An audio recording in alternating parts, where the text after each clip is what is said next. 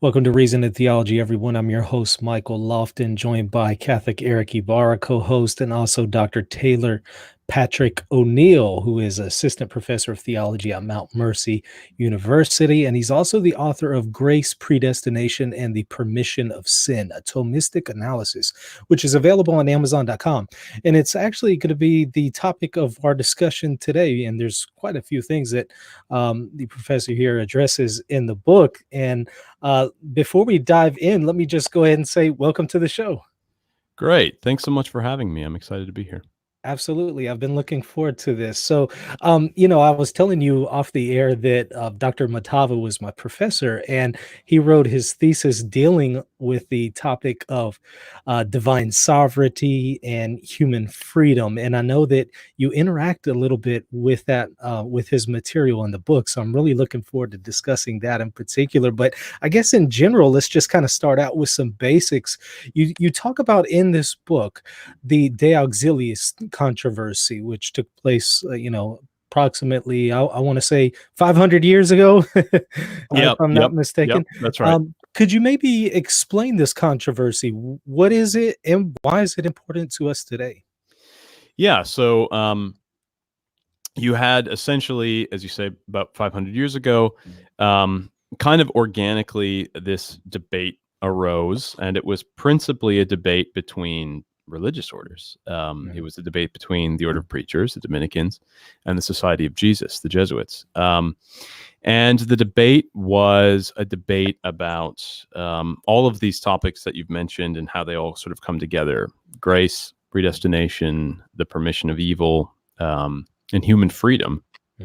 And the debate sort of reached a climax when the Dominicans were kind of led by a Dominican theologian by the name of Domingo Banez, and the Jesuits were led by a Jesuit theologian by the name of Luis de Molina, and they were constantly arguing back and forth and charging each other with doctrinal error and all that sort of thing. And so the church actually stepped in and formed a congregation, and for a number of years let these two orders hash it out and attempted to both arrive at an answer, but also to kind of preserve the peace within the church. And so that's obviously, these questions about predestination and sin and freedom go back to the very beginning of Christianity, and they, questions about fate and free will are antecedents to Christianity. But that congregation and that debate was really kind of the beginning of a really explosive conversation within the church about these things. Okay, and you also mentioned a figure there, Banez. Can you maybe speak a little bit about him and why he's important to this discussion? Yeah, so Domingo Banez was seen as both historically at that moment in time that the congregation was happening as probably the most influential, the most important Dominican Thomistic thinker on these issues. He also proposes a number of theological distinctions and technicalities that other Thomistic thinkers later on in time said, well, that's not in St. Thomas. The Jesuit Molinists said, these distinctions that you're making are uncomfortably close to Calvinism, or what later we would, describe as Jansenism. And so Banez is really, fair or not, becomes the point of a lot of derision. So the most overly rigid or terrible Thomistic views on these things are usually called the Banyezian or the Banyezian views. Okay. And also there was another figure that you mentioned in your book, Father Gege Lagron. Can you maybe talk about him and his view when it comes to divine sovereignty and human freedom, and perhaps how he reconciled these things, or attempted to, at least? Sure. Yeah. Yeah. Father Gege Lagron, I'm sure a lot of your listeners are familiar with him for a number of different reasons. And one of his really influential works was a work titled just Predestination. And Gege Lagrange was sort of, he's in that moment in history where you've got transition from the sort of preconciliar Dominican theologians really being the most influential theological voices in the church to sort of nouvelle theology being more influential. Some of them Thomistic thinkers, some of them not. But those that were Thomistic thinkers tended to dislike the preconciliar kind of Thomism.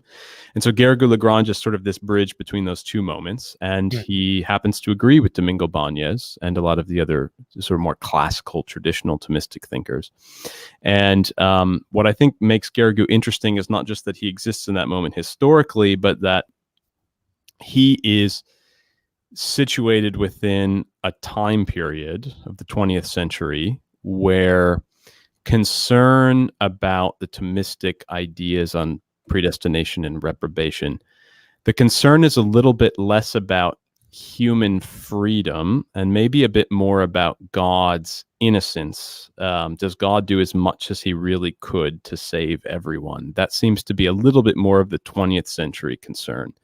And so being a more contemporary concern, Gege sort of stands as a Banesian who can answer those concerns that I think are there in Banez, but he's not responding to because they're not the critiques that are being leveled at him at the time. So Geregu's trying to, what I argue is that he's trying to maintain the traditional Banesian position, but also to employ, again, some new ways of speaking about it, some new distinctions to help us understand how St. Thomas, Domingo Banez are not the same as, say, John Calvin or Jansen, Cornelius Jansen. That's a really interesting point that you're touching on here, especially when it comes to points of departure with John Calvin. Now, you hear it said that John Calvin believed that God actually, I don't want to say actively ordains evil, but I think you know what I'm getting at. I want to say that you even touch on this in your book. Could you maybe speak about this a little bit? What was John Calvin's perspective? If you even have some quotes available, maybe sure, yeah. break out some of those where I have a few, because I used to be a Calvinist, and of course, anytime somebody would say that, the natural reflective reflex reaction is to just say, well, no, he didn't actually say that. He posits, instrumentality and secondary causes, and so he's not going to actually say that God actively ordains evil. So, could you maybe touch on that? Yeah. I think that Calvin is he's a really divisive figure, especially for Catholics.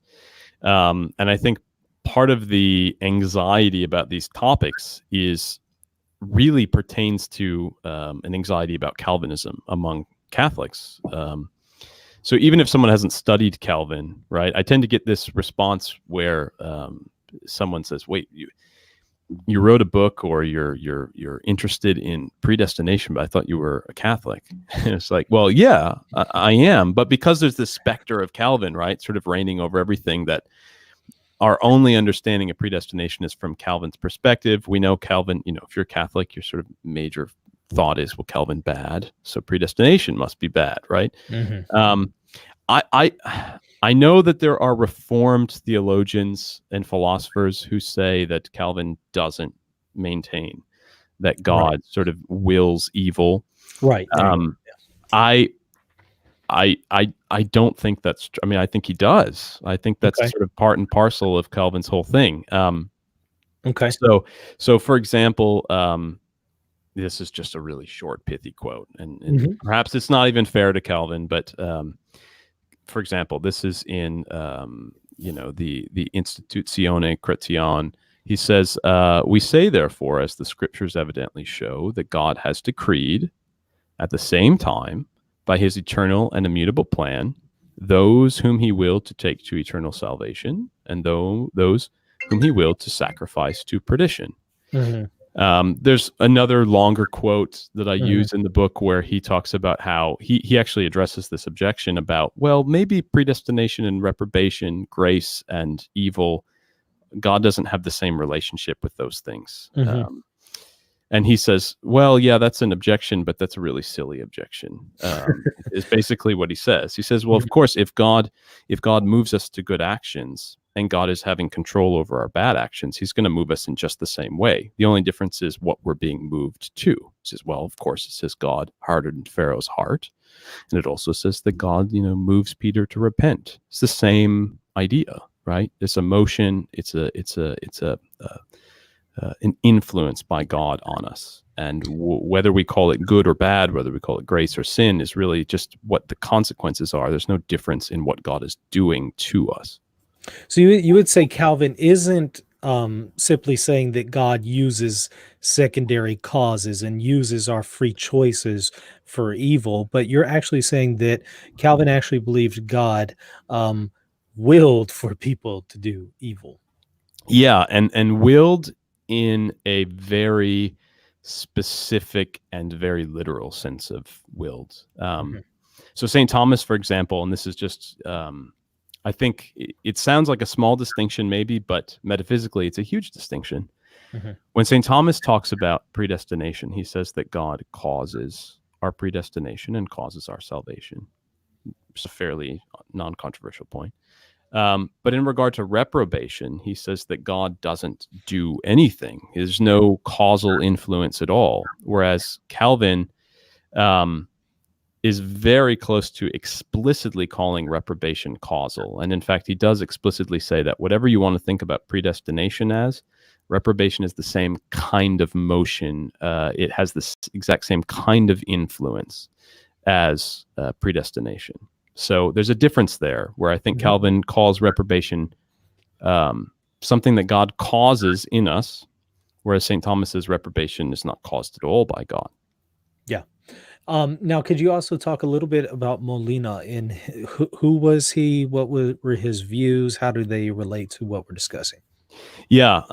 So Molina's really concerned. I would argue Molina's less concerned about whether God is sort of a good God or not. That seems to be a lot of the problem with Calvin, right? Well, what is this God who's all good, but he's moving some people to not just to sin, but to damnation? That's difficult. Molina seems less concerned, I think, with that question. I mean, he's concerned with it, but less concerned. More formally, I think what Molina's concerned with is maintaining authentic human freedom. And so, in a nutshell, what Molina argues is that God can't work directly upon our will. If God were causing us to will something, that would mean that we weren't freely willing it. And so Molina's kind of very famous doctrine is called the scientia media, that God has this kind of middle knowledge, that God has a knowledge of things that are necessarily true, like that God exists and that he is a communion of three persons. He also has a knowledge of things that are only contingently true based upon how he's going to providentially arrange the universe. But in the middle of those two things are things that God knows to be true, but which are not contingent upon him at all because he can't influence them. And the human will falls in that category, really any free will. So human will and angelic wills fall in that middle category. So God can't directly do anything with a free will.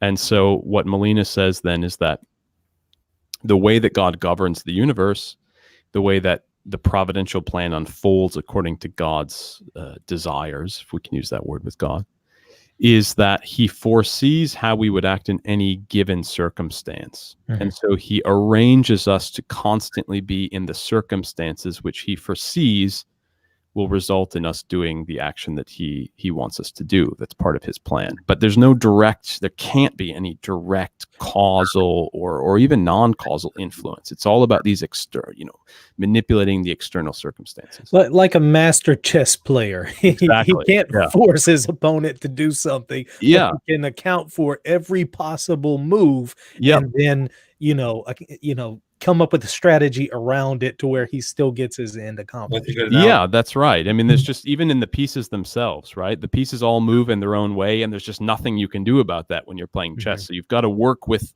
the givens that you have, that, a queen can move in this way, but a bishop can only move in that way. So you can sort of arrange things the way you'd like it, but you can't affect those sort of given immutable truths.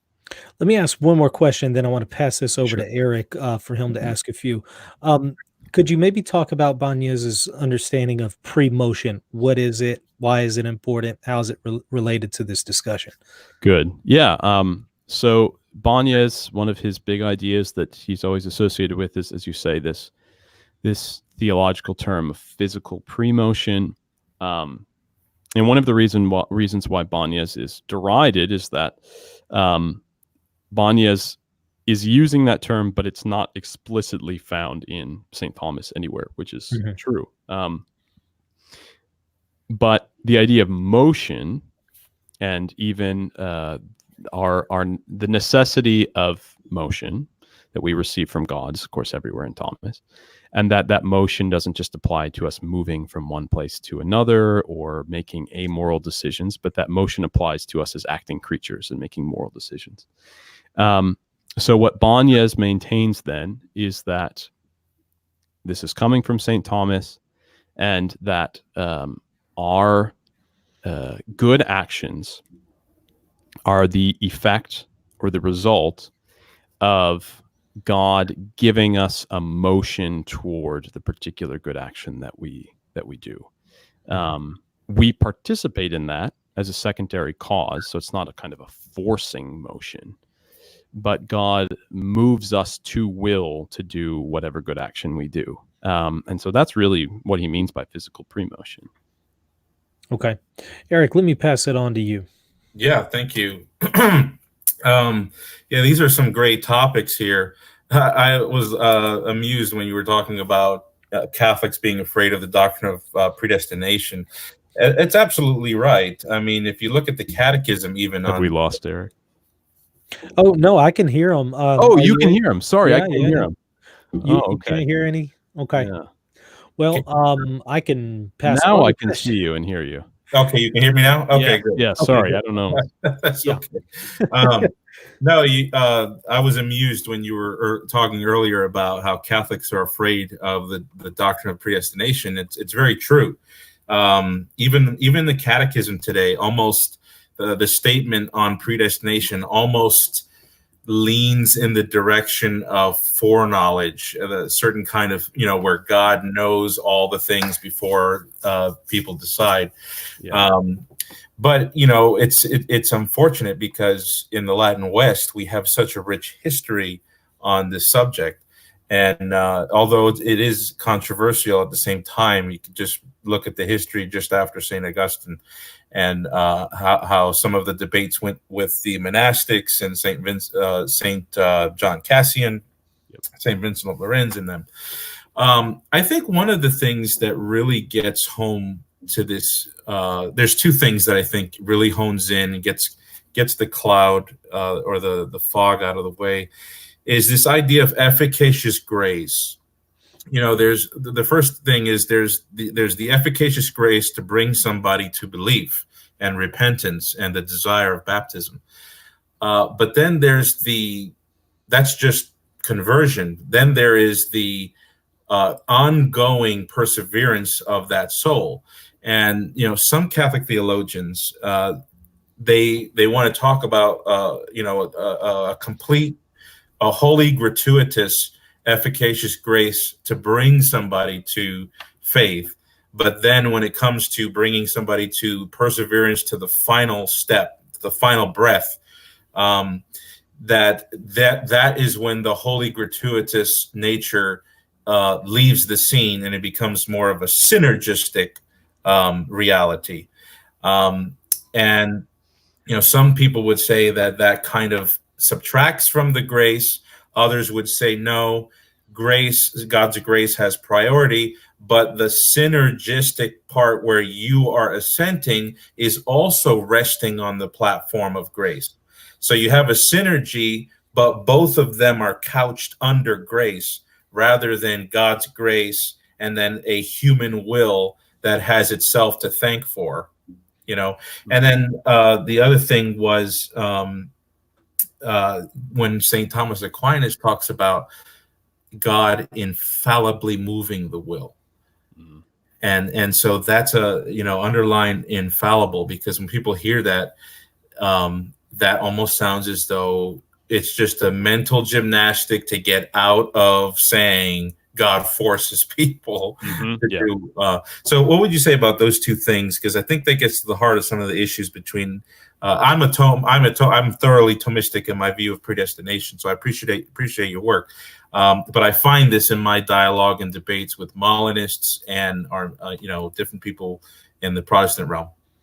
Yeah. Well, I mean, regarding the first question, I guess where I would start in trying to answer that is that, I mean, I think that we're really we're stuck with two positions, or there's really only two possible positions regarding, on the most simple level, the relationship between the divine will and the human free will. Are they, one position, right, would say that they are competitive. And so to whatever extent we talk about God doing anything regarding our will, influencing it, causing us to do a good action, creating in us a good action, as Professor Matava likes to speak, whenever we use any words like that, that we suddenly start to think, well, the extent to which God is exerting any influence on my will is the extent to which I'm actually not free. The other position, the sort of compatibilist position, says that no, that God can exert influence, even causal influence, on my will, and have it not take away, mitigate my freedom, but that precisely for the reason that God is not just another cause within the universe, right? God is the cause that's governing and giving being and causal power to all of the other secondary causes. So if God is the architect of my very existence, if God is giving me existence, not just at some moment in time, but is giving me existence now, in every second, and if God has to move all things, not just at some point in time, but here and now, he's always governing the universe, then I shouldn't expect that it's even possible that I could act or act freely without God being involved. That's actually a metaphysical impossibility. So I think some of the questions or concerns about, well, when does God become involved? And well, if we say God is involved here, then maybe we need to speak about it differently at a different time, so we leave some room for human freedom.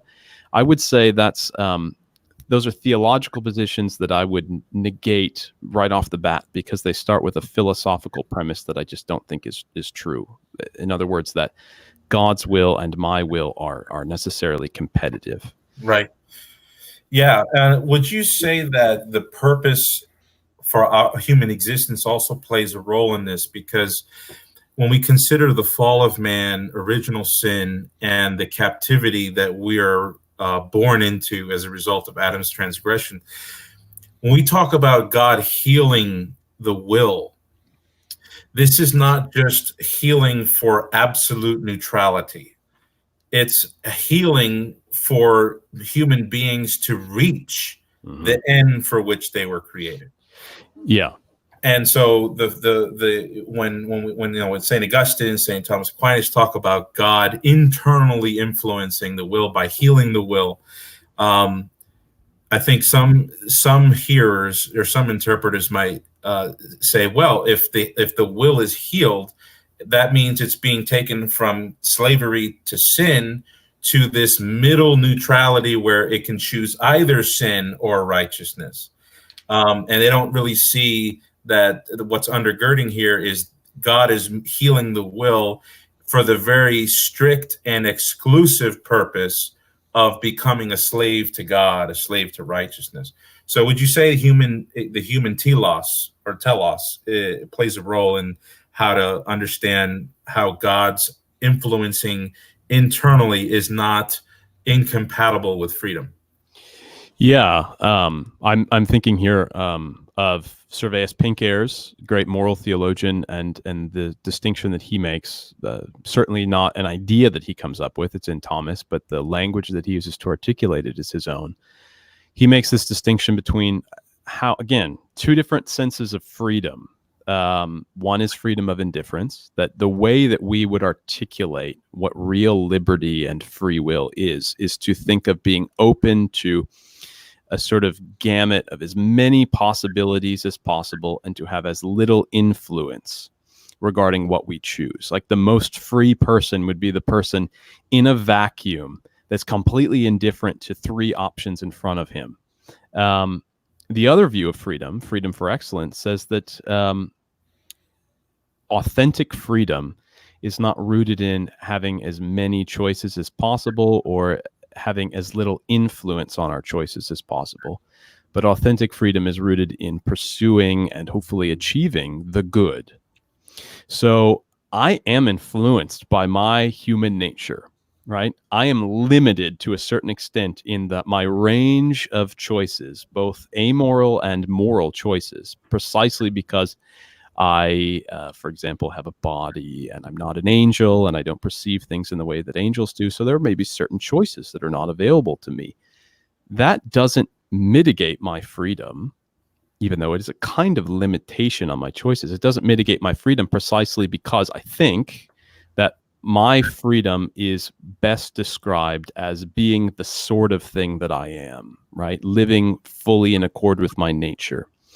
So the more that I am being worked upon by God to be sort of the authentic human person that I'm meant to be, and then even beyond that, to achieve a supernatural end of being united with God, the more authentically free I am. So you can make a real argument that no one is more free than the saints, even though the saints are, in a very real way, no longer going to be choosing between, should I sin now or should I not sin? And yet they're the most free. So I don't know if that's speaking to what you're talking about, but yeah. Yeah, that's exactly what I'm talking about. And I think that may help a lot of the listeners because what kind of freedom we're talking about really will turn the discussion. Another question that I had, it came up in a debate I recently had with somebody on this subject, and he posed the question that, if anybody is saved, if anybody is brought to eternal life, it's a result of that singular predestinating grace that God gave to the elect. And then he said the Thomist would also say that the reprobate, they at least had sufficient supply of grace to be saved.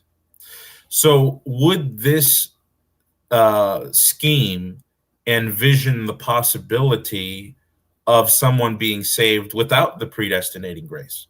Because the potency is there, but the effectiveness only happens under the gird of predestination. So in other words, he was concerned that the Thomistic schema allows for salvation by works because of the potency out there. Yeah, well, man, it's such a great question, and at the risk of sounding like Bill Clinton and saying it depends on what the definition of is. It depends on what the definition of possibility or potency is and what you mean by that. So metaphysically, when St. Thomas uses the word potency, he means that there is something within a given kind of thing or a being that is an act. There's something within that act that makes it possible for a number of different things to happen. They're not actually yet happening, but it's possible for them to happen. And what St. Thomas clearly says is that every single person receives sufficient grace for salvation, which means that they have a potency given to them by this sufficient grace to achieve salvation. Whether they are predestined or not predestined, they have that potency. And so it can't be said, in the way I think it can be said of Calvin, that it's impossible for someone who is not predestined to be saved. It is distinctly possible. However, it doesn't actually take place. And the reason for that is that the choices of the non-elect, non-predestined soul will be choices toward sort of destructive, sinful action that will ultimately lead to damnation. Now, those souls had all of the same potencies that anyone else has to choose otherwise, but they never, in fact, will choose them So it depends on, again, what you mean there by potency. Only those who are predestined will be saved, which is that takes a lot of unpacking right there. Right. But it doesn't mean that only those are predestined could have been saved, and that's I think an important distinction. And that's really the grounding for this distinction between Thomas and Calvin, where Calvin says that grace is irresistible. And St. Thomas says, well, no, that's not true at all. All grace is resistible. It just so happens that you won't resist it. So it's infallible, but not irresistible. Now, there's a lot going on there, but yeah. Yeah, I think St. Thomas Aquinas draws a distinction between, having no possibilities and something being certain. Yep. Or something being impossible versus being, absolutely certain in fact. That's right. That's right. That's a distinction that is often forgotten. The other thing I wanted to know is if in your studies you have ever dived into the Greek tradition, because I've had some Orthodox interlocutors bring to the table that the Thomistic understanding of predestination, which really takes from Saint Augustine, but obviously it tweaks it. He tweaks it. Isn't so much fulfilling the Vincentian canon. Saint Vincent of Lérins, which says that which we hold, that which is believed by everyone in all places at all times. It would be fair to turn the tables and say the Greek tradition doesn't have that as well, because you have the Western tradition. Yeah. But in my studies, I see a very consistent line from the early Greek fathers all the way up to the 17th century council in Jerusalem, where in the third decree they say God sort of gives grace to everyone, and then he kind of sees who's going to manage well with the grace, then he chooses it. Have you come across anything that departs from that in Greek theology or Orthodox theology? Yeah, I think the thing that most comes to mind is the obviously controversial, but the tradition in amongst the Greeks and certainly among the Orthodox thinkers about universalism, and of course that's on a lot of our minds right now with David Bentley Hart. Right. I think there's a kind of now hopefully this isn't going off on a tangent too much, but I do think that there is an overlap between that particular Eastern view of predestination and the Thomistic one. Thomas is not a universalist by any means, but there's an overlap. And the overlap, I think, is in rejecting the position that you just outlined, which I do think you find in the West as well. In fact, I think you find it in one shape or another in some of the thinkers that I engage with in this book. There's sort of this really fundamental question about, is God passive in his knowledge? Is God passive in his providential ordering of the arrangement? Is God passive in how, when he gives grace, to seeing what we are going to do, or foreseeing how we might respond in a particular situation? Or is God really primarily causal, orchestrating everything without being passive, without having to look out or look ahead and see what's going to happen?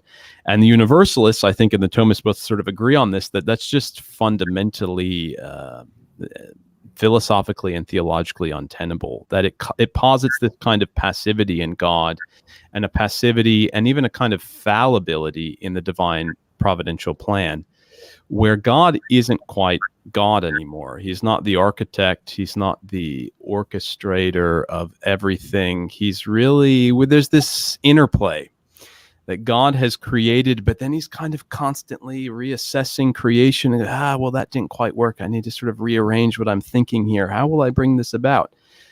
That passivity is just not a proper attribute that one could apply to God, and for God to remain who God is.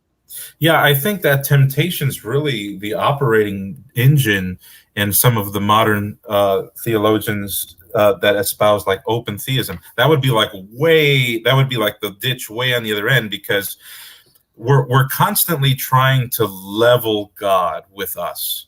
because as long as we have another creature to analog with God, I can't know how to make sense of a relationship with God unless I can make sense of it in the way that I relate to creatures. And so that really, I'm a former Calvinist, like Michael said he was. I was deep in it as well. And there are some things that obviously I've completely dropped from that theological system. But it is true to say that naturally we tend to think like an Armenian or a Molinist. And it really does take somebody to stand in front of that objection, or rather that rebuke that St. Paul gave in Romans 9. Who are you, O man, to say anything to God?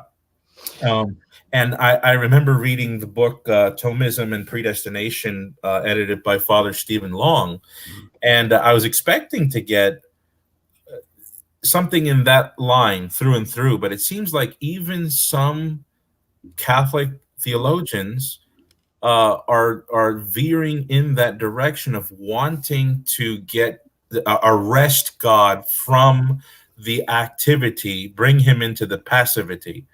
And I know you probably know Jacques Maritain and some of these guys that have really tried to make more sense of this. And I was a little disappointed, to be honest, with some of the chapters in that book. So I really do appreciate the work that you're doing here. It's a bit bold because it puts you right in the limelight of criticism, easy criticism that comes on the forefront of everyone's premonition and thought. So it really is a treat to see this book of yours come out. So I don't have anything right now at the moment, so I'll pass it back to Michael.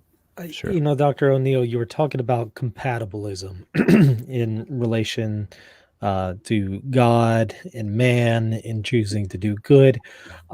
I guess I'm curious, how does this work with man choosing evil? Because I imagine we would be hesitant to say that there's an element of compatibilism going on there when man chooses evil or chooses to even indefinitely reject God. But at the same time, there's this hierarchical causation that God is allowing that person's being to be sustained at that moment. He's allowing them to have the ability to choose evil. Mm-hmm. So it would kind of be like, if I were to say, I don't want my 2-year-old to eat a cookie, but I then go and hand him a cookie. If he were to then eat it, you could say, well, he was the one who actually chose to eat it, but yes, I put the cookie in his hand, so I'm responsible. How then, if God is hierarchically causing some things at that moment in this person who's choosing evil, how is God not responsible when they choose evil? Yeah, that's a great question, and it's almost precisely the same example that Maritain gives in trying to argue that God must give us. Yeah, he says God gives us motions in the sense that, in that sense, Banias is right, but that the motions are not intrinsically efficacious. They're fallible, and we might break them or we might not. And then it's, God is sort of passively waiting and seeing what we're going to do with it. So yeah, that's almost exactly the example he gives. Well, I think there's a number of dissimilarities, though, between that example and the example of a human creature and its relation to God.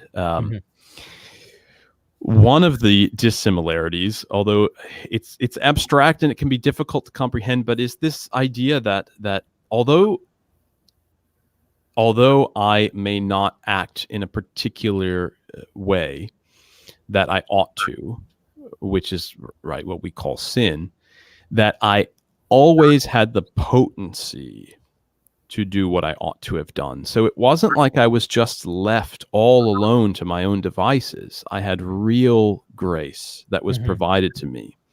And this isn't just sort of an abstract conceptual thing. There's real grace that I am receiving from God, which is providing me with a potency to do what I ought to have done. So we can't say that, I couldn't have done it. Right. If I couldn't have chosen otherwise, St. Thomas says, then you could never be punished. You could never be punished for committing an evil action if you had no ability to choose otherwise, you wouldn't be culpable.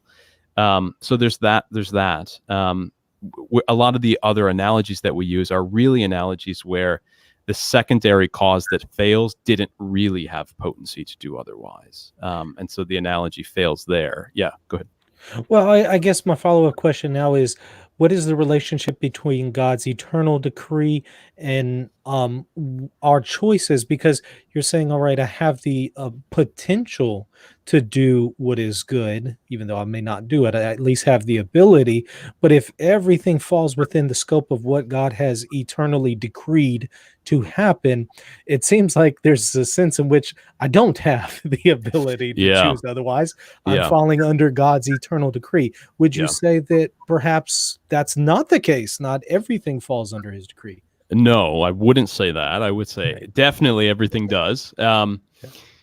How those 2 points are reconciled is requires a little bit of unpacking, and Aquinas actually does this. You don't have to go to Banez or Gege Lagron, just as the rigid 20th century Thomism. You can find it right in Thomas, right? He says there's 2 different kinds of necessity. And in fact, I think that there's a number of, I probably shouldn't say this, but I think there's a number of good Reformed thinking theologians and philosophers who also understand this really well. There's 2 kinds of necessities. One is, Aquinas says one kind of necessity is a simple necessity, and the other is a kind of conditional necessity. The example he uses is Socrates sitting. He says if Socrates is sitting at 7:52 p.m. on a Tuesday, there's absolutely no necessity in the simple sense that Socrates be sitting. I'm sitting now, and I retain the potency to stand up if I really want to.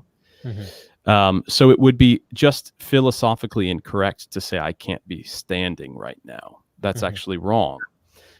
But it is correct to say that I can't be standing right now insofar as I'm sitting. So given a kind of condition, that is that I'm sitting, I can't stand and sit at the same time. So am I sitting right now necessarily? Well, in the most important sense, no, but in a certain sense, yes. So St. Thomas says then that it really does make a difference whether you have a potency to do something or whether you don't. So one of the examples I use is that it makes all the difference in the world whether I have the potency to stand because I have working legs, but I just happen to be sitting, or whether I'm sitting because I've lost my legs and I couldn't stand even if I wanted to.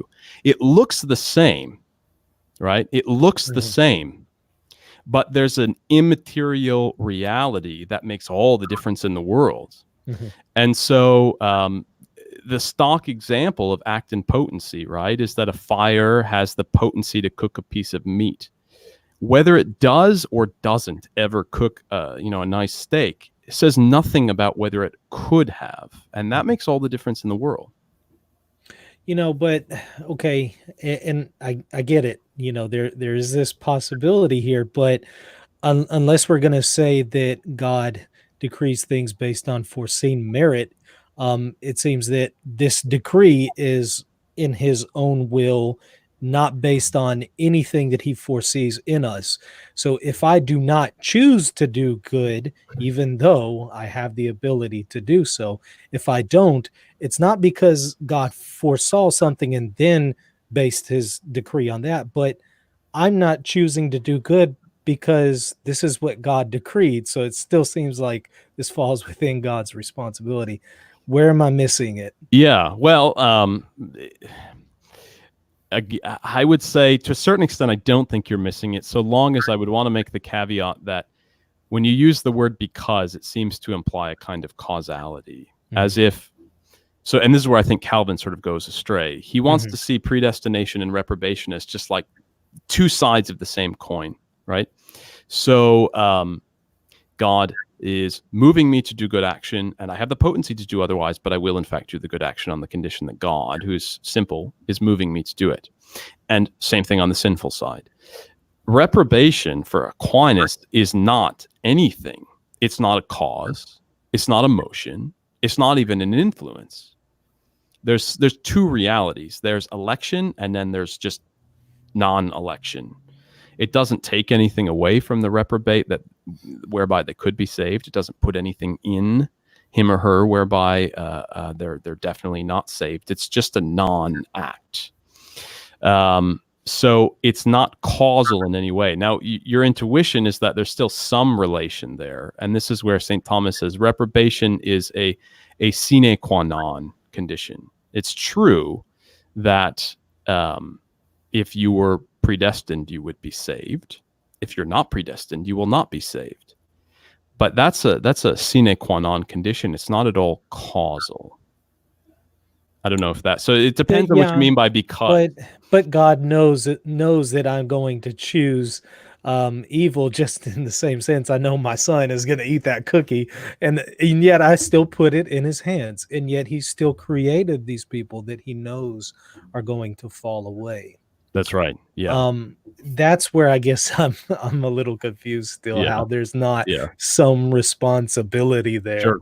Sure. Well, I think there now we get into a difficult truth, but I think a absolutely fundamental Christian theological truth, which is that humans are not owed the beatific vision by the very nature of what the beatific vision is, which is not the accomplishment of our natural end, but it is the achievement of entering into the divine life, right? And I can see that, God doesn't owe anybody supernatural grace or the beatific vision, an elevation of their nature, but it's not that they are just being deprived of the beatific vision. They're going to hell. They're suffering. They're eternally separated from. They're not in limbo. They're not in a place of perfect natural happiness. Sure. They're in a place of hell, and yet God created them and still knew that they would go there. And so, I get what you're saying, but they're not going to limbo. So what do we do with this? Right. Well, when God knows they're going to hell. Yeah, this is where I would say that I don't. So you're sort of I think you're forced into three possible camps. One of them is to say that yes, indeed, everyone is saved, which there's a lot of intelligibility to that, but I don't personally think it doesn't seem to be actually what the church teaches.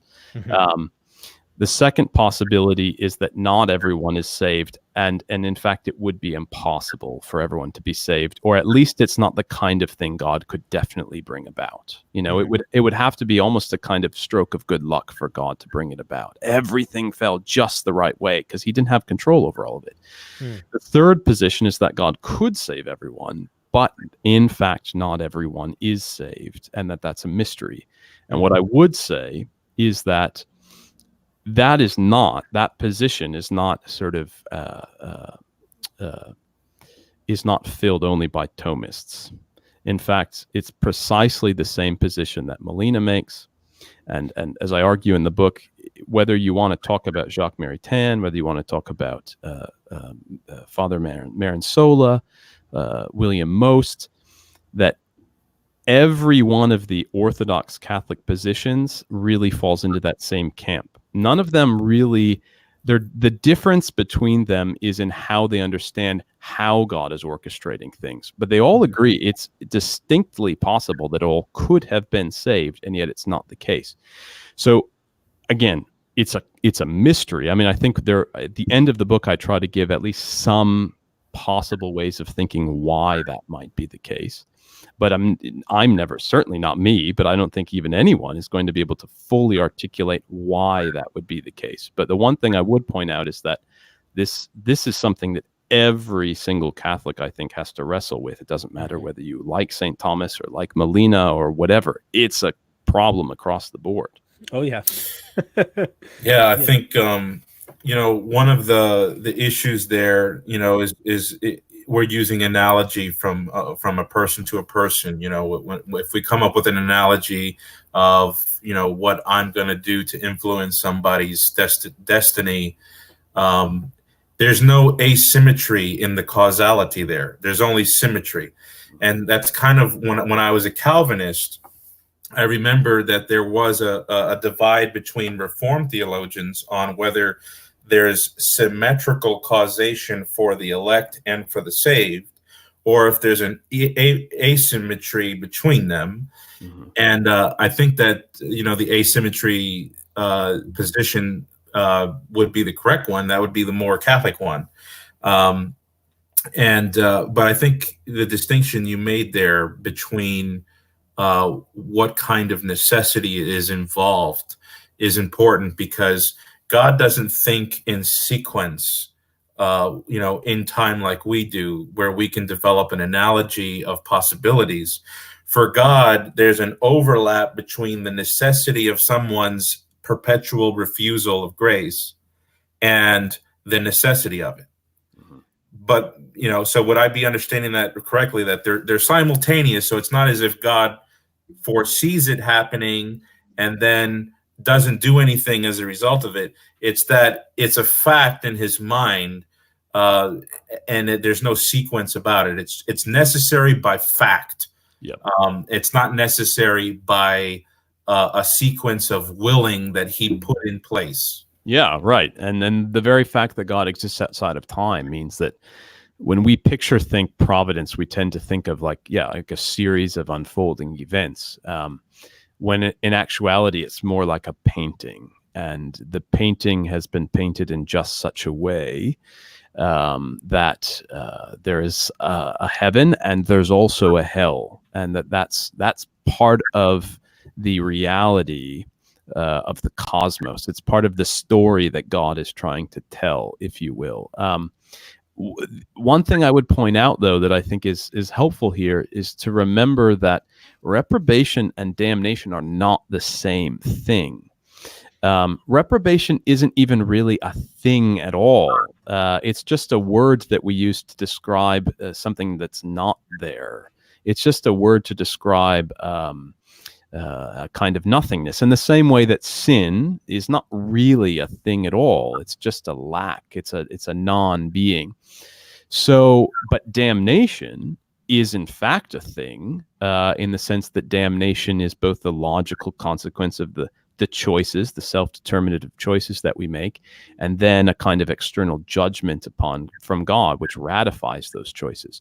So if it's entirely, I think, missing the profundity of Thomas's treatment if you're thinking about it as if reprobation is the cause of my or anyone's being in hell. In actuality, that's not true at all, and that doesn't even really describe something thinkable.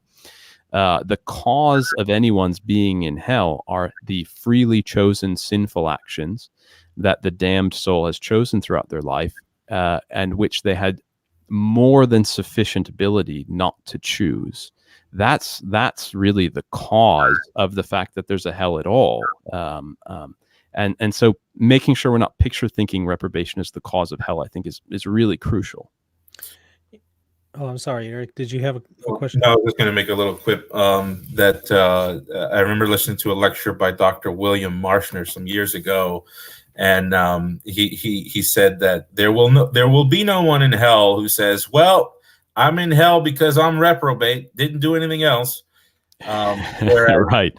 That's never possible. You're in hell because he said, you stuck a knife in your brother, Yeah, exactly. Yeah. You sinned. That's Well, why. see, God knew that you would do I think, that, again, I think a lot of this does come down to like just really, it's understandable how and why we fall into this, but picture thinking that doesn't really adequately describe or express what's going on here. So if we think about hell as kind of a place that, and there might be a location aspect to it, but if we think of it as simply a place that God's sort of casting some people into and bringing some people out of, that seems really arbitrary. And I think there's a case to be made that you could really almost say that not only is hell sort of self-chosen, but hell is kind of the experience of a sinful creature.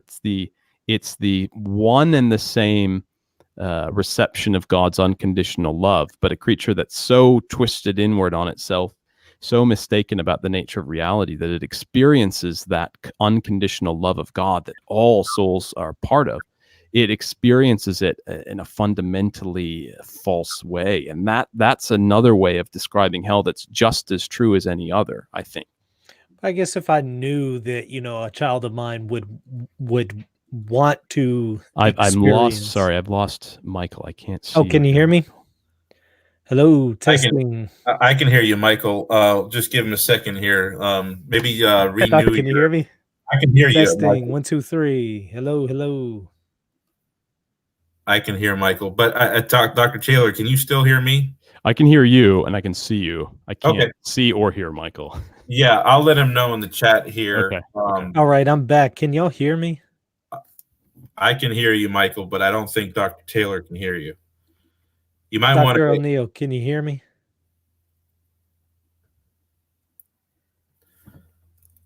I'll come back out. Yeah. Okay. No. I think that one of the things that gets on people's mind is that there's a perfectly one-to-one ratio between the reprobate and the damned. And so it would almost seem as though the distinction is insignificant because, the distinction between reprobation and damnation, which I agree with you. I think that saves the Thomistic schema from Calvinism. But still, some people have that, the ratio is 1-to-1. There is no community of reprobate that are not damned, Yeah. And so what would you say to that? That the ratio being 1-to-1 is just the state of the affairs, and it just so happens that that's incidental, or would you say that that's necessary, absolutely necessary? And by the way, can you hear me, Dr. O'Neill? Yes, I can hear you now. Okay. Yep. You came back to me. Good. Can you maybe, Eric? Can you maybe articulate a little bit more what you mean by the 1-to-1? I'm not sure. I'm sure. Sorry, I was distracted because we were trying to get. No, I get it. No, yeah. So it's a very good distinction to say that reprobation is not damnation, because that really is what saves the Thomistic schema from Calvinistic, stipulation. However, some of the listeners may be thinking, okay, I understand reprobation reprobation is something that does not automatically cause damnation. But then there's this thing where there's a 1-to-1 ratio between the reprobate and the damned. And there's no community of the reprobate and a community of the damned. And so would you say that this 1-to-1 ratio is just simply an incidental reality, or coincidental reality? Or would you say that the necessity there is something that is directly caused by God? I know you wouldn't, but if you could just articulate that difference, because some people might be looking at that, that perfect ratio. I wouldn't say it's completely incidental, if for no other reason than it's a necessary condition, a condition without which. But precisely since it's not causal, and precisely since it doesn't exert any influence whatsoever on those who shall be damned, the fact that there's a 1-to-1 correlation, that the two communities are the same, if you will, is in a certain sense, it's completely accidental, because it might have been different. In fact, every single moment of the story of creation is sort of shot through with all of these possibilities in which it might have been different. Again, the fact that something ends up being the case can easily slip us into thinking that it had to have been the case. So there wasn't really a possibility.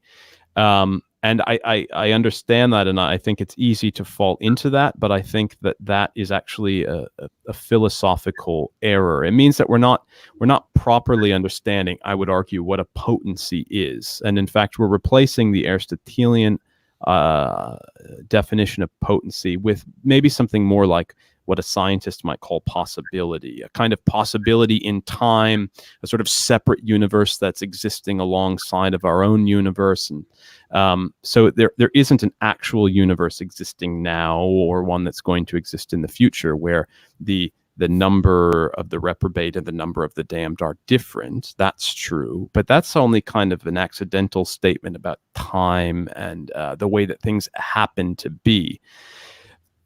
That doesn't at all address the very real existence of potencies, not Right. their actual, that's what makes them potencies. But if we're mitigating that, I think we're actually missing what potency is in Aristotle. And Aristotle actually responds to this I think it's in the Metaphysics. He says that the Megarians or the Megarians, this is their error, that they think that a potency is only really a potency if it's actualized at some point. And he says, well, okay, again, it's easy to think that, but if you think that, then all that you're arguing is that there really is no such thing as potencies. And now you're back at Parmenides. There's just being and non-being. And so to argue that the fact that the reprobate will damn themselves means that there was no real ability for them to have done otherwise is to negate classical Aristotelian thinking, I would argue. Great. That was great. That was the highlight, one of the highlights of the show right there. Dr. O'Neill, I understand that a person who's in hell is there by choice. I understand that there's definitely some asymmetry between election and reprobation. But if I knew that my child was going to choose to reject me and experience my love in a very negative way, I wouldn't create them. Now, is that because I'm measuring God's love by my love and assuming a univocity there?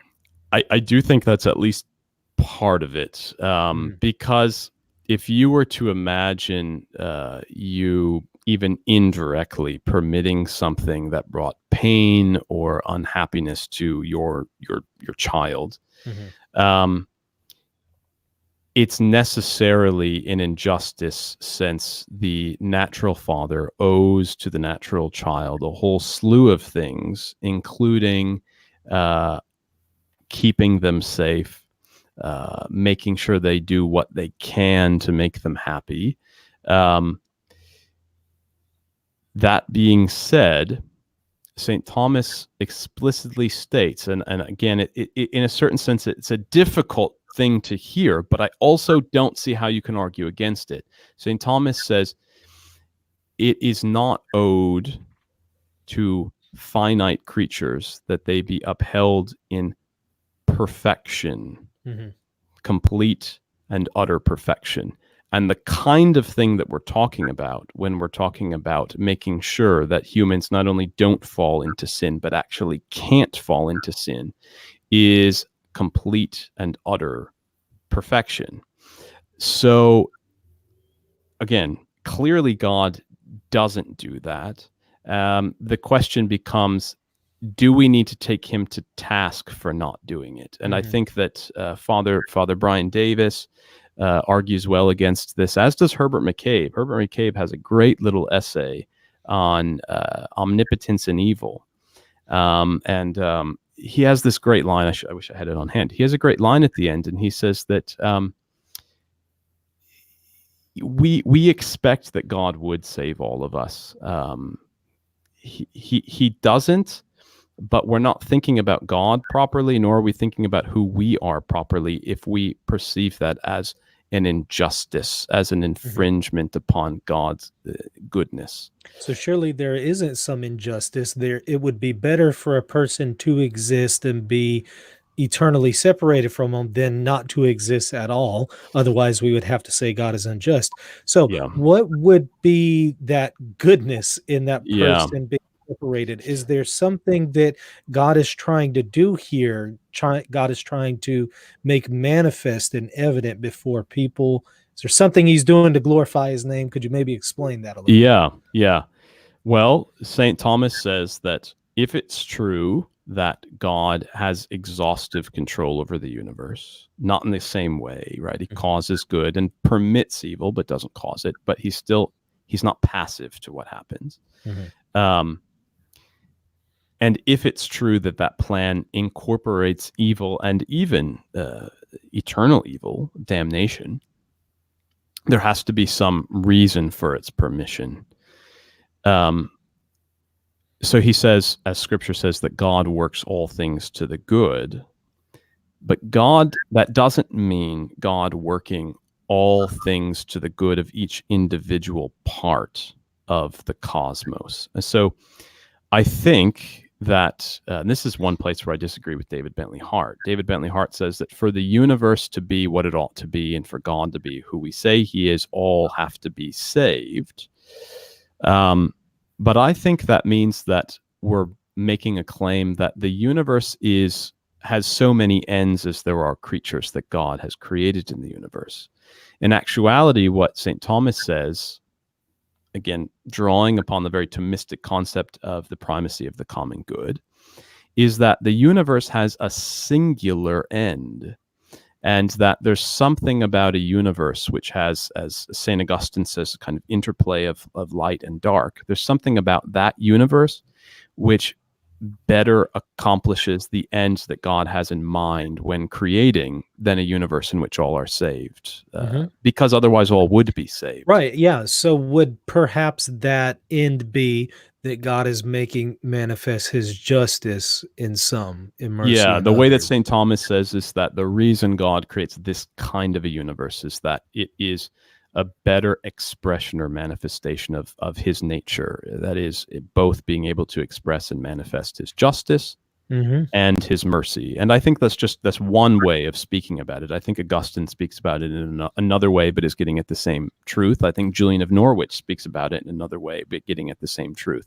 There's that nugget at the center of it, that the universe has a singular end instead of just a bunch of individual compartmentalized ends.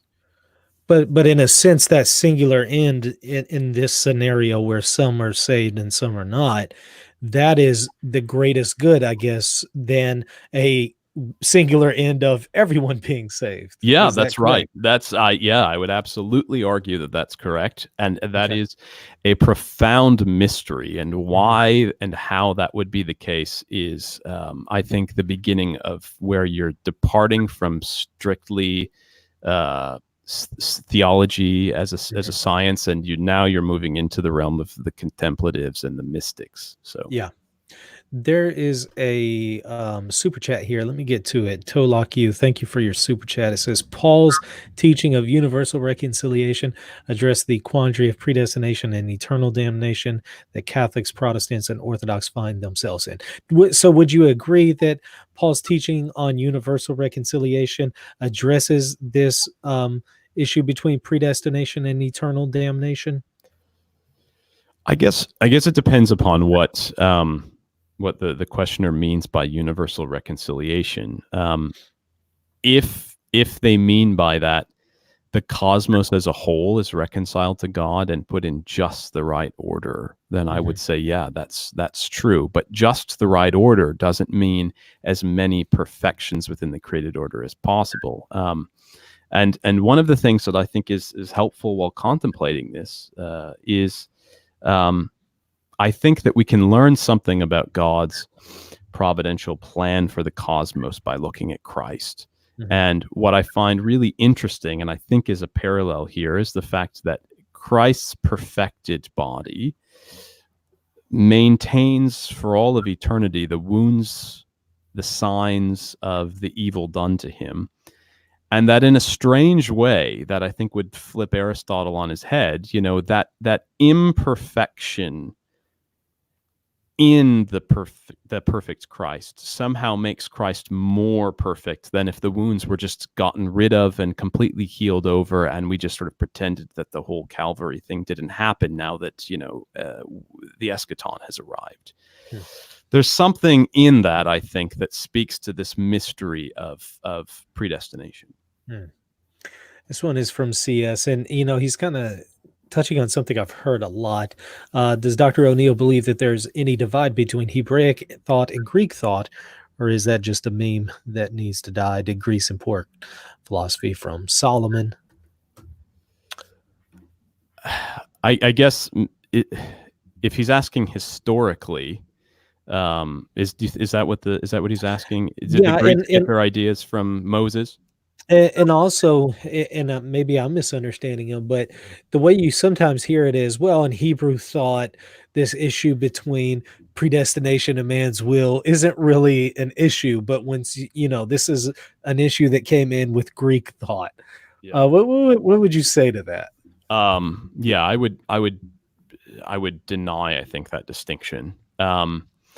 I would say that the fundamental theological questions they go all the way back to the Old Testament. In fact, many of the passages that most starkly raise questions about predestination and reprobation are in the Old Testament.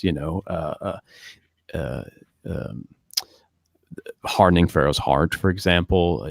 Jacob I loved and Esau I hated. Like, what does that mean?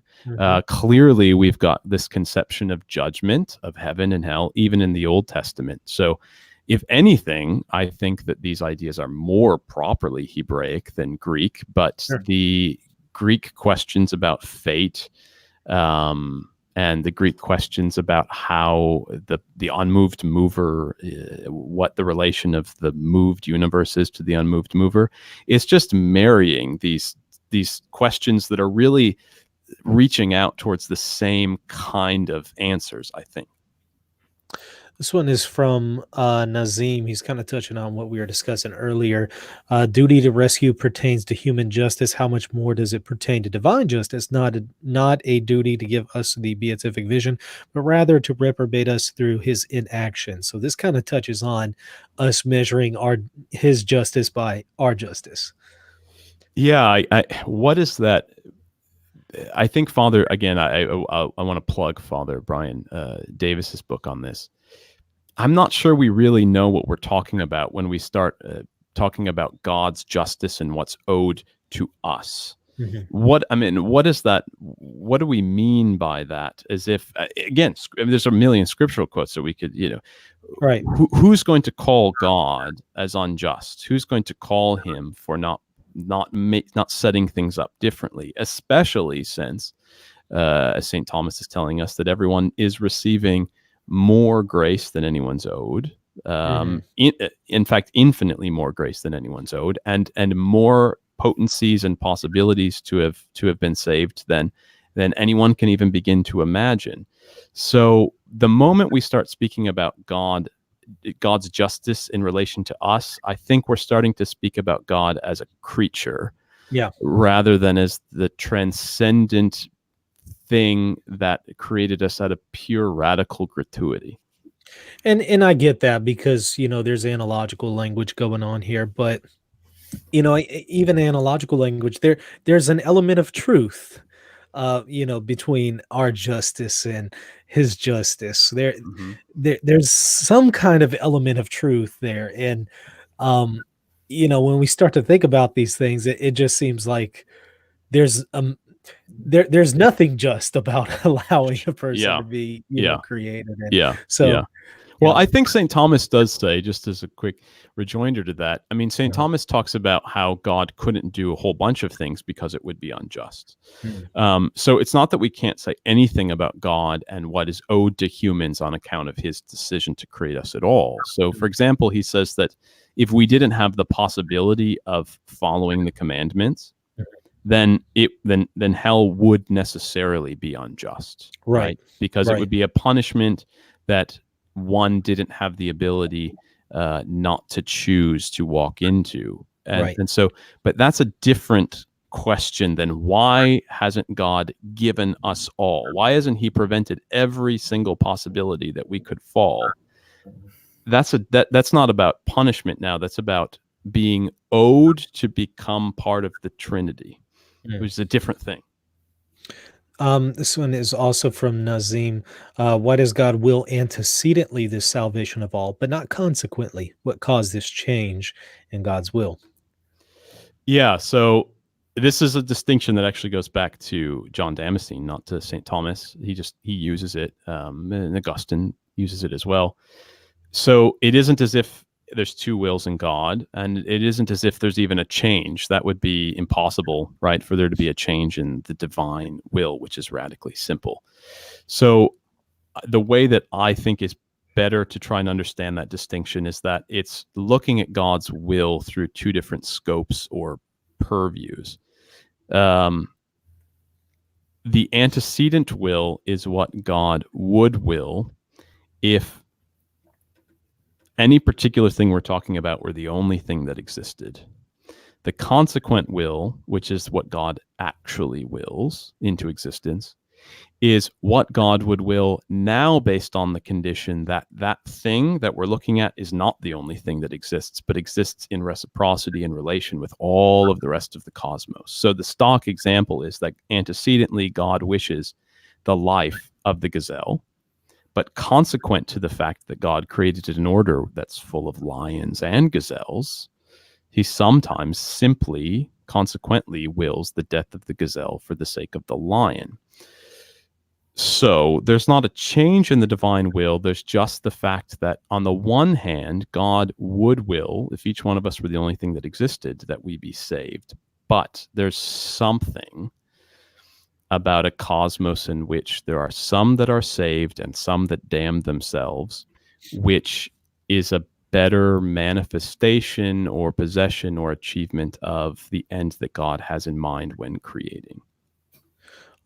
Biblical theology asks, did Aquinas believe in a universal atonement and universal salvific will? You already touched on the latter, but what about universal atonement? Did he affirm that?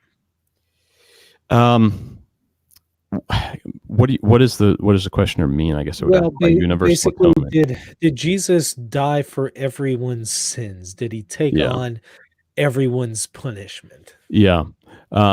St. Thomas talks about this in his commentaries on the scriptures and the Tertia Pars. Sufficiently, yes. Christ's death was sufficient for the salvation of all. And so in that sense, atonement is applied universally to all, because it's Calvary that is the source of the potency that every single person has to be saved. So in that sense, yes. Now, is it applied to all? No. If it were applied to all, then everyone would be saved. So Lockhew sends another super chat, 1 Timothy 3, for this ideal and welcome, for this is ideal and welcome in the sight of our Savior God, who wills that all mankind be saved and come into a realization of the truth. I want to say this, 1 Timothy 2, 3 through 4. Would you say that this pertains to God's antecedent will? Yes, I definitely would. And again, there's all these places in scripture, right, where it's like, well, why does it seem like this author's saying this thing, this author's saying another? Clearly, they can't be contradicting each other. So there's places where it speaks about the fact that God does not save all. There's places where it speaks about the fact that God permits some to fall into eternal perdition. And then there's also these statements about the fact that God wills all men to be saved. How do we reconcile them? Well, we would reconcile them, as St. John Damascene tells us, by making a distinction between what God wills antecedently and what God wills consequently. Excellent. Well, we'll go ahead and wrap it up here. Dr. O'Neill, go ahead and put in a plug for anything that you're working on currently or any website you want to direct people to. Sure, yeah. So the book available on Amazon and on CUA Press's website. I guess the other thing I'd like to plug, a couple of other things. I'm a member of something called the Sacra Doctrina Project. And the Sacra Doctrina Project is holding an upcoming conference in Cedar Rapids at Mount Mercy University, my home institution. And that's coming up June 18th through the 20th. So any of your listeners who are in the Midwest, I think it'll be a really great time. We have Matt Levering coming for the keynote, and Father Aquinas Guilbeault, the prior of the Dominican House on the East Coast. He'll be coming to give a plenary address, and we've got a whole slew of other speakers coming, and the topic is development of doctrine. So, oh, wow. Yeah. So, that's awesome. Yeah. So, what is your paper going to be specifically about? Yeah. So my paper is going to be about looking at grace and freedom, surprise, how there's a kind of a natural progression from Augustine to Thomas to the Council of Trent regarding the doctrine of merit, and how Trent is drawing upon already existing ideas within the tradition to formulate some new ways of articulating the Catholic truth on merit in the face of Martin Luther, essentially. Is it going to be on Academia or somewhere else? Anyone who's interested, remind me, and I'll be happy to put it up on Academia. I'll probably Awesome. forget. Great. But yeah, I'd like to read that. Yeah. And I also have a book review coming out in First Things soon that anyone who's interested in this topic, I think, might be interested in. And it's a description of how I think Julian of Norwich, as a contemplative, can really come in at the end of some of these questions and give us some insights as to why God would create a universe in which not all are saved. So, Eric, any final questions or thoughts? The other night, when we were doing our nightly devotions, my 11-year-old was asking about questions that brought us into these matters of evil and everything. And, one of the things that I realized is that a lot of the flack that us Thomists get, or Augustinians get, is not something that anybody can really avoid.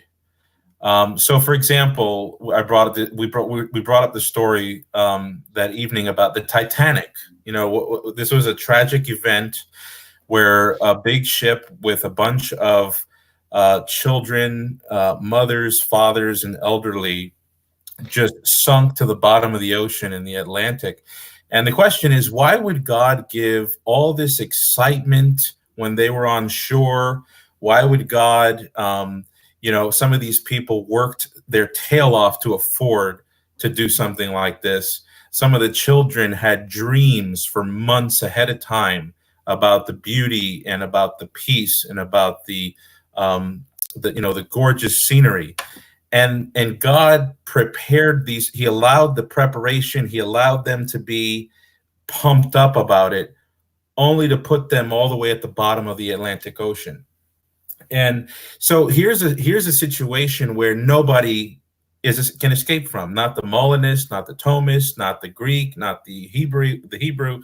Everybody has to make sense of this, because when we say, well, I wouldn't create somebody just so that they can be damned. Well, we have scenarios in the world where we already see that there is a preliminary good and a consequent tragedy that we would certainly undo if it was totally up to us. So I think that a lot of the great wisdom that we heard here from Dr. Taylor, a lot of the great wisdom that we get from St. Thomas Aquinas, St. Augustine, this is not us trying to impose a certain theology on the church or on people. It's really trying to make sense of what is and what is taught in Scripture. And my son really wasn't satisfied. So what I told him was this. I told him, read the book of Job. Yeah. Because here's a story where a man he was driven to the point where he finally said, okay, I'm not making sense of any of this in terms of causality. I'm not making sense of it at all. And God comes down, and he doesn't come with this perfectly causal construction, like, well, I did this because this would be better, and if I didn't do this, then this would have been worse, and I did this to prevent that. No, he just said, where were you when I created the world? Where were you when I laid the foundations of the world? So in other words, what he's saying is, you can't level with me. You just got to stay where you are. Yeah. Yeah. And then Job's response was, I repent in dust and ashes. We're on Ash Wednesday. Yeah. So anyway, I just wanted to say that because some of the objections that we might get almost seem as though, oh, those guys believe in this weird stuff. No, I think this is really much on the shoulders of everyone. Yeah, that's right. And the only thing that I could add to that, I mean, that's beautiful. The only thing I could add to that is just to say that, yeah, I think you're absolutely right. And I think that what I would be wary about is someone that claims they can give you an answer to this which is satisfactory. That's when I would know the answer was incorrect, precisely because as one of my favorite living thinkers, Dennis Turner, says, great Thomist, he says, we are in the middle of the symphony. We don't know the final culminating note. And so right now, it couldn't possibly be the case that anyone could demonstrate to you how this will all work out in the end. And that's precisely what life is like as a wayfaring Christian. It ends and begins in an abandonment to God and a trust that when God says, I work all things to the good, he's doing it. I don't know how he's doing it or where we're going. And that's precisely the point, right? So we have to wait for the final note and just have faith that when the final note comes, all of these questions, Titanic, whatever, the Ivan Karamazovs of the world saying, why would God allow this? That the answer, there will come an answer, and the answer will finally satisfy our curiosity on this. But how could I? No one could satisfy your curiosity on it now. That can't be expected. Well said, Dr. O'Neill. This was extremely enlightening. I really appreciate your time and coming on and answering our questions and having this discussion with us. I'd love to have you on again. In fact, we'll talk off the air about some future shows that we're trying to orchestrate at the moment. So, but again, thank you so much for coming on. This was excellent. Yeah, this was a lot of fun. I really appreciated it, and I'm thankful for you guys for having me on. Thanks. God bless you guys. Indeed. Everyone, thank you for watching. Please comment, like, subscribe, share this material on your social media. Check out Dr. O'Neill's book on Amazon.com. I'll put a link at the bottom of the description. Thank you all for watching. Until next time, God bless you all.